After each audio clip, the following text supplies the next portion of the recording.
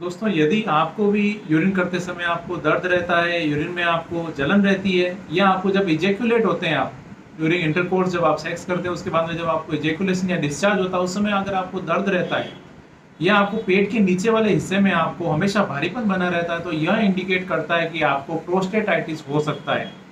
Prostatitis यानी आपका जो, जैसा कि नाम से समझ सकते हैं, प्रोस्टेट ग्लैंड जो होती है, पुरुषों की जो मुख्य एक ग्रंथि होती है, उसके अंदर जब इन्फेक्शन हो जाता है तो उस कंडीशन को बोलते हैं प्रोस्टेटाइटिस। यह एक काफ़ी कठिन परिस्थिति होती है, काफ़ी पीड़ादायक कंडीशन होती है। इसमें पेशेंट को कई दफ़ा जब वो दवाई लेते हैं उनको वो ठीक हो जाते हैं, और जैसे ही दवाई बंद करते हैं कुछ समय बाद उनको वापस परेशानी आना शुरू हो जाती है।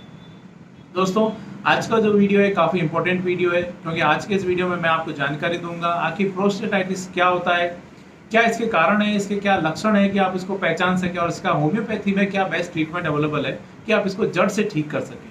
क्योंकि प्रोस्टेटाइटिस, जैसे मैंने बताया, कई दफ़ा ये आपके लिए बहुत परेशानी का कारण बन जाता है। आपको काफ़ी इरिटेशन होता है, आपको हमेशा आपके पेट के निचले हिस्से में हमेशा दर्द बना रहता है। यूरिन करने के बावजूद भी आपको लगेगा अभी यूरिन वापस जाना है, आपको फ्रीक्वेंटली आपको यूरिन की हमेशा डिजायर बनी रहती है। दोस्तों, यह जो प्रोस्टेटाइटिस होता है, यह 50 साल की जो एज होती है उसके आसपास जो पुरुष होते हैं उनमें अक्सर ये प्रॉब्लम देखने को मिलती है। और उसके साथ साथ ही ऑलमोस्ट ऐसा अनुमान लगाया जाता है कि 10% जो मेल्स होते हैं उन मेल के अंदर ये प्रॉब्लम जो होती है वो अक्सर देखने को मिल जाती है। टोटल पॉपुलेशन जो मेल की है उसमें 10% को ये प्रोस्टेटाइटिस अक्सर डेवलप हो जाता है। उनकी एज में कभी न कभी उनको ये शिकायत होती है। मैं डॉक्टर कुलदीप जहांगीर, जोधपुर में होम्योपैथी कंसल्टेंट हूँ। एक बार फिर से आपका अपने YouTube channel doctor Kuldeep Jahangir homeopathy में हार्दिक स्वागत करता हूँ। प्रोस्टेटाइटिस को समझने से पहले हम एक बार बात करते हैं कि प्रोस्टेट ग्लैंड क्या होती है और ये कहाँ स्थित होती है। दोस्तों, प्रोस्टेट ग्लैंड जो, जैसा कि मैंने आपको बताया, पुरुषों की एक ग्रंथि होती है, पुरुषों में पाई जाती है। यह आपका जो यूरिनरी ब्लैडर होता है, जो कि आपको पेशाब को इकट्ठा करने का काम करता है, पेशाब की थैली आप समझ सकते हैं, और उसके जो जो खत्म होता है वो, यानी उसका जो मुंह होता है जहाँ से आपकी यूरिथ्रा स्टार्ट होती है, पेशाब की नली स्टार्ट होती है, वहाँ पर ये जो प्रोस्टेट ग्लैंड है वो स्थित होती है। और ये अखरोट के आकार की एक ग्रंथि होती है जो कि आपकी जो यूरिथ्रा होती है, पेशाब की नली होती है, वहाँ पे उसको घेरे हुए रहती है। प्रोस्टेट ग्लैंड जो होती है उसका बेसिक एक फंक्शन होता है कि आपका जो सीमन या जो वीर्य होता है पुरुषों का, उसका जो मुख्य भाग होता है प्रोस्टेटिक फ्लूइड होता है, जो कि ये बनाने का काम करती है प्रोस्टेट ग्लैंड। और इसका एक बड़ा इंपॉर्टेंट काम होता है इस फ्लूइड का कि यह आपकी जो स्पर्म्स होते हैं, स्पर्म को पोषण देने का काम करता है, साथ साथ उसको प्रोटेक्शन भी देता है, उसको नरिश करने का काम करता है।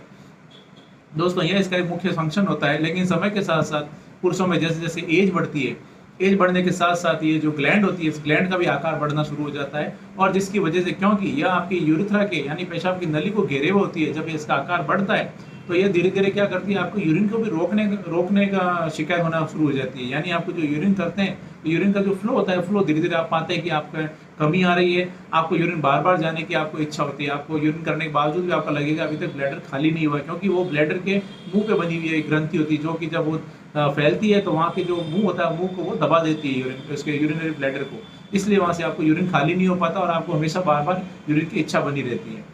दोस्तों, यह तो बात होगी प्रोस्टेट ग्लैंड की कि ये कहाँ होती है, इसका क्या फंक्शन होता है। अब हम बात करते हैं कि आखिर प्रोस्टेटाइटिस, यानी अब इस प्रोस्टेट ग्लैंड के अंदर जब इन्फेक्शन हो गया है, जिसकी वजह से उसमें इन्फ्लेमेशन हो गया और प्रोस्टेटाइटिस हो गया है, तब आपको कौन से ऐसे साइन और सिम्टम है जो कि देखने को मिलेंगे।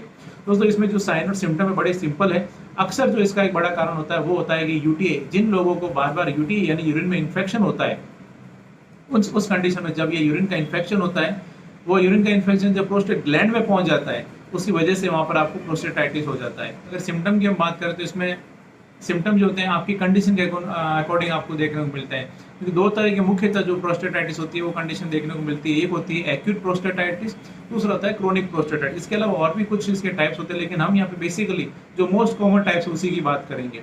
एक्यूट प्रोस्टेटाइटिस यानी अगर आपको सडनली आपको ऐसा आप पा रहे हैं कि अभी हाल ही के दिनों में आपको आपको जो यूरिन में है, यूरिन में प्रॉब्लम आना शुरू हो गई है, इससे पहले आपको प्रॉब्लम नहीं थी, तो यह एक्यूट प्रोस्टेटाइटिस हो जाता है। अक्सर ये जो कंडीशन, जैसे मैंने बताया, यूरिन में जब इन्फेक्शन होता है और वो प्रोस्टेट ग्लैंड में पहुंचता है तो उसकी वजह से हो जाती है। इस कंडीशन में आपको आपकी बॉडी में दर्द रहेगा, आपको सुस्ती बनी रहेगी। इसके अलावा आपको हो सकता है शरीर में कंपकपाहट महसूस हो, आपको सर्दी महसूस हो, और इसके साथ साथ आपको हो सकता है आपको फीवर भी आ जाए, यूरिन में जलन महसूस हो सकती है। यूरिन आपको बार बार यूरिन आपको जाने की इच्छा होगी, यूरिन करके आएंगे, फिर आपको लगेगा थोड़ी देर से आपको कि यूरिन आ रहा है, और ऐसा लगेगा यूरिन में कुछ रुकावट सा फील हो रहा है, यूरिन का जो फ्लो है, फ्लो इतना अच्छा नहीं है।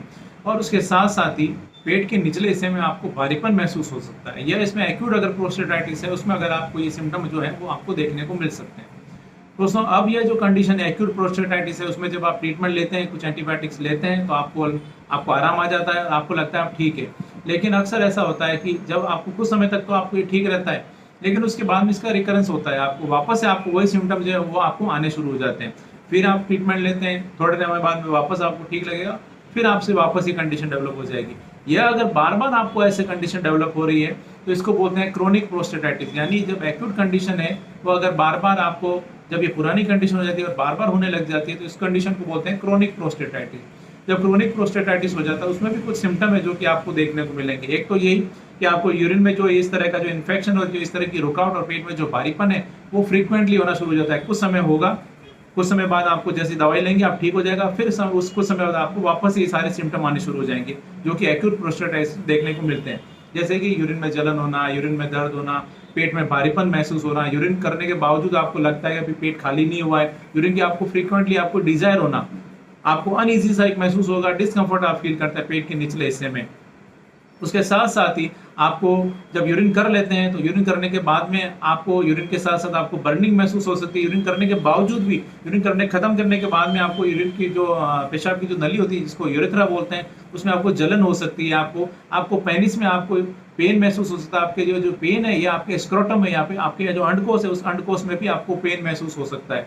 इसके अलावा जब आप इंटरकोर्स करते हैं आफ्टर सेक्स, आपको जब इजेकुलेट होते हैं, सीमन डिस्चार्ज होता है, उसके बाद में आपको यूरेथ्रा में आपको जलन या आपको यूरेथ्रा में दर्द महसूस हो सकता है। यह कुछ सिम्टम है जो कि देखने को मिल सकते हैं। इसके अलावा आपको रेक्टम में आपको पेन महसूस हो सकता है, यानी बैठने वाली जगह पे आपको ऐसा लगेगा कुछ हल्का सा वहाँ पे भारीपन महसूस होगा, वहाँ पे दर्द होगा, और उसके साथ साथ ही आपको कभी कभी यूरिन में आपको ब्लड भी देखने को मिल सकता है। यह जो कंडीशन है, यह इंडिकेट करती है कि आपको कहीं क्रोनिक प्रोस्टेटाइटिस तो नहीं हो गया है। दोस्तों यह इसके कुछ मुख्य मुख्य सिम्टम होते हैं जो कि प्रोस्टेटाइटिस में आपको देखने को मिल सकते हैं। अब हम बात करते हैं इसके कारण की, कैसे कौन से कारण है जिसकी वजह से आपको ये प्रोस्टेटाइटिस जो है या आपकी प्रोस्टेट में जो इन्फेक्शन है वो डेवलप हो जाता है। इसमें जो सबसे पहला और जो मुख्य कारण होता है वो होता है यूटीआई। अगर आपको यूरिनरी ट्रैक्ट इन्फेक्शन, यानी आपको अगर यूटीआई हुआ है, यूरिन इन्फेक्शन हुआ है आपको, तो यह जब इन्फेक्शन है आपके जब प्रोस्टेट ग्लैंड में पहुंच जाता है, तो वह एक बड़ा कारण बन सकता है आपको प्रोस्टेटाइटिस का। दूसरा होता है अनसेफ सेक्स। अगर आपको बिना कॉन्डम के, आप अगर मल्टीपल सेक्स पार्टनर और बिना कॉन्डम अगर आप सेक्स करते हैं, तो यह जो एसटीडी जिसको बोलते हैं सेक्सुअली ट्रांसमिटेड डिजीज, उसके द्वारा भी यह आपको ये कंडीशन जो है वो आपके प्रोस्टेट में इन्फेक्शन पहुंचा सकती है। अक्सर इसमें क्लेमाइडिया या गोनोरिया या इसके अलावा ई कोलाई के जो बैक्टीरिया होते हैं वो इसके लिए अक्सर रेस्पॉन्सिबल होते हैं। ऐसी जो कंडीशन है उसमें इस तरह का इन्फेक्शन देखने को मिलता है। इसके साथ साथ अगर आप पानी कम पीते हैं तो वह भी एक कारण बन सकता है। अगर आपको पेट के निचले हिस्से में कभी कोई चोट लगी है, कभी कोई ट्रॉमा हुआ है, तो उस वजह से भी आपको प्रोस्टेटाइटिस डेवलप हो सकता है। इसके अलावा अगर आप बीपीएस के पेशेंट है, यानी बिनाइन प्रोस्टेटिक हाइपरप्लेजिया, यानी अगर आपकी प्रोस्टेट ग्लैंड एनलार्ज हो गई है, जो कि अक्सर 50 साल की जो एज होती है उसके आसपास देखने को मिलती है, उसकी वजह से भी आपको प्रोस्टेटाइटिस हो सकता है। या फिर आपको अगर किसी कारणवश आपको कैथेटराइजेशन हुआ है, यानी आपको पेशाब में नली डालनी पड़ी है, कैथेटर डालना पड़ा है, तो उसकी वजह से भी ये जो इन्फेक्शन है अक्सर डेवलप हो जाता है। इसके अलावा अगर आपको पास्ट में कभी कोई प्रोस्टेटाइटिस की प्रॉब्लम रही है, तो उसकी वजह से भी फ्यूचर में भी ये कंडीशन जो है वो आपको देखने को मिल सकती है। इसके कुछ मुख्य मुख्य कारण होते हैं जिसकी वजह से आपको प्रोस्टेटाइटिस हो सकता है। यह तो बात हो गई कि प्रोस्टेटाइटिस क्या होता है, क्या इसके कारण है, क्या इसके लक्षण है। अब हम बात करते हैं इसके कुछ टेस्ट की और इसके होम्योपैथी ट्रीटमेंट की। अक्सर जब आपको इस तरह की कंडीशन डेवलप हो जाती है, जब आप डॉक्टर के पास जाएंगे, तो कुछ जनरल टेस्ट है जो कि आपके करवा के देखे जाते हैं। जैसे कि आपका सीबीसी करवाया जा सकता है आपका, इसके अलावा आपका अल्ट्रासाउंड करवा के देखा जा सकता है, सीटी स्कैन करवा के देखा जा सकता है पेट का। इसके साथ साथ ही आपका हो सकता है आपका पीएसए जांच, एक ब्लड में एक जांच होती है, ब्लड की जांच है पीएसए, एक वो करवा के देखी जा सकती है। इसके साथ साथ ही आपका यूरिन कंप्लीट या आपका यूरिन कल्चर भी करवा के देखा जा सकता है कि किस तरह का इन्फेक्शन है आपको हो रखा है। इसके साथ साथ ही आपको डिजिटल रेक्टल एग्जामिनेशन भी करवा डॉक्टर जो है वो आपका करके देख सकते हैं। यह किसके कुछ टेस्ट होते हैं जिसके द्वारा पता लगाया जा सकता है कि कहीं आपको प्रोस्टेटाइटिस तो नहीं हो गया है। अब बात करते हैं इसके होम्योपैथी में काम में आने वाली कुछ मुख्य मुख्य होम्योपैथी मेडिसिन की। दोस्तों अगर आपको इस तरह की कंडीशन डेवलप हो गई है तो मैं आपको सजेशन दूंगा एक बार आप होम्योपैथी जरूर लें। होम्योपैथी में इस तरह की जो कंडीशन डेवलप हो जाती है उसके लिए बहुत ही अच्छी अच्छी मेडिसिन अवेलेबल होती है, जिसके द्वारा आप अपनी इस कंडीशन को जड़ से ठीक कर सकते हैं। होम्योपैथी में बहुत ही अच्छी मेडिसिन अवेलेबल है। इसमें कुछ मुख्य मेडिसिन है जो कि अक्सर मैं अपने पेशेंट्स को देता हूँ। उसमें से हम बात करें तो इसमें जो एक मदर टिंचर का कॉम्बिनेशन है जिसके कि बहुत ही अच्छे चमत्कारी रिजल्ट देखने को मिलते हैं, वो है इसमें सबल सेरुलाटा का मदर टिंचर और एक चीमाफिला का मदर टिंचर।